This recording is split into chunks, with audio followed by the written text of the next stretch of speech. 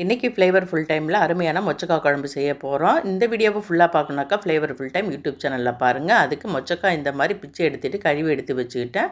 இதுக்கு ஒரு அரைக்க போகிறோம். அதுக்கு தேங்காய், சோம்பு, பூண்டு மூணையும் நல்லா ஃபைன் பேஸ்ட்டாக அரைச்சிக்கலாம். இப்போ அடுப்பில் குக்கர் வச்சு அதில் எண்ணெய் ஊற்றி கடுகு, வெந்தயம் போட்டு வெங்காயம், கருவேப்பிலை போட்டு வதக்கிக்கோங்க. அப்புறமா தக்காளியை போட்டு உப்பு போட்டுக்கோங்க.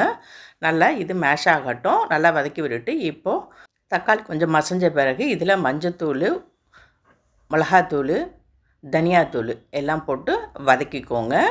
கொஞ்சமாக இதில் 1/4 டம்ளர் தண்ணி விட்டும் வதக்கிக்கோங்க. எண்ணெய் நல்லா பிரிஞ்சு வரும்.